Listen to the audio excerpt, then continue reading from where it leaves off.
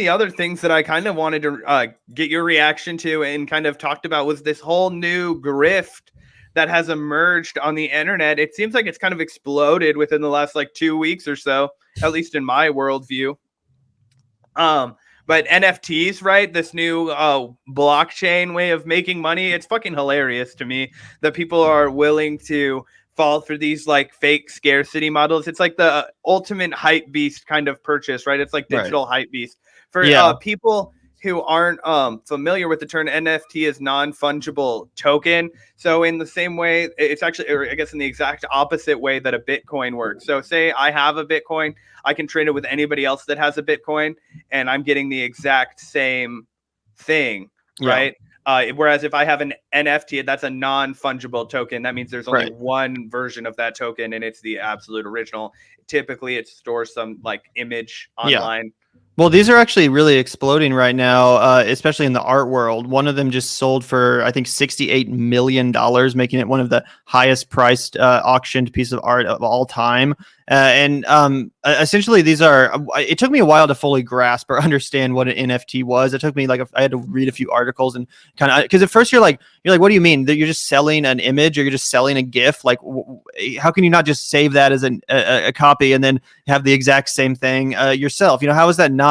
It's kind of like a photograph of a Picasso, right? It's not the original Picasso. Exactly, but it's hard to understand as someone who's grown up copying and saving images and GIFs and stuff like that. It's easy to reproduce digital images and artwork and GIFs, all that stuff. So at first you're like, what the hell even is this, and what makes it unique? And then you kind of come to understand that it is like, it's kind of like a digital signature, like something that makes it truly unique that can't be replicated. And again, I think in some ways this has manifested itself in expected ways. Like we see now, apparently there's a whole industry of NFT sports cards, like baseball cards, right? And that makes sense to me. It makes sense that the collecting baseball cards would eventually go from paper to online, just like everything else has. That makes sense to me.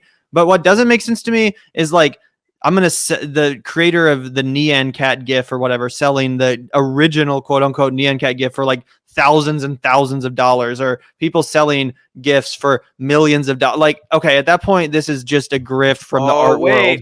And you can't have a grift without Elon Musk weighing in on it. So I pulled this story because I thought it would make our good friend Elon, friend of the show, welcome on anytime, Elon. Just get in contact with our people. But he's if you go back up to the headline really quick, Elon Musk auctioned off basically this like super derivative techno song called the NFT. And right now, it's currently the highest person at auction. It's like $1.1 million. And it's just this bullshit because Elon Musk made it. And I'm just rolling over on I don't know. People will buy anything that this dude fucking farts on. And I just don't even understand the appeal of this man at all. Yeah, honestly, I don't truly understand the appeal of NFTs in general. I think they're kind of dumb, and a lot of people, even I've seen like some economic analysis kind of suggesting that this might just be a bubble. It is. It's totally. It's faux scarcity. So it's like this. So to use a better analogy for people of our generation, it's like this. It's like a new age Supreme drop, right? So the reason, that's exactly what it is. Yeah. So it's like the reason that your Supreme fire extinguisher costs $10,000 isn't because it's worth $10,000. It's because a bunch of fucking people want that Supreme fire extinguisher for the clout, and then they only make 60 of them, and so okay, well, we're gonna raise it to the price. We're gonna sell this for as much as we can because we only have to find 60 of you motherfuckers that want it really bad, right? That's how scarcity model economics works. And this is just being applied to now the most simple and also most complicated element, right, which is blockchain, and also just basically JPEG images, right, or audio files, or GIFs. Yeah, exactly.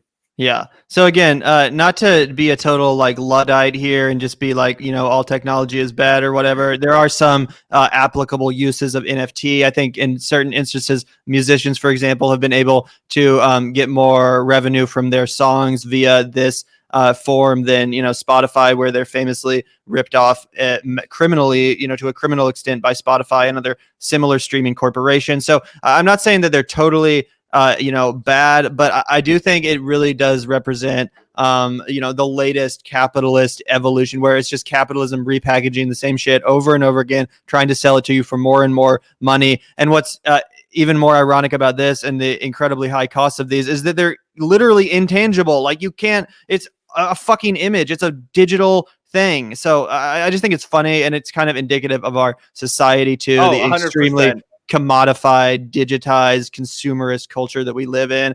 This almost seems like something from like Blade Runner or like some futuristic dystopia. It's almost like, or I guess this isn't science fiction, but it reminds me of like the fucking like Harry Potter paintings, how they move. Yeah. It's like people buying gifts to put on their walls and shit. Like, all right, guys, maybe we can calm down and not spend inordinate amount of money on fucking gifts. But people are gonna buy what they want to buy and be a sold. 1989 computer video game sounding 30-second loop for $1 million.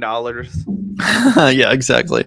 So it's definitely a funny story, and it just shows the economic disparity, though, right? If you can afford to spend $1 million on some bullshit, like because you have $1 billion, like this is a problem, and it underlines the whole dramatic, vast economic disparity, not just in the country but in the globe, right?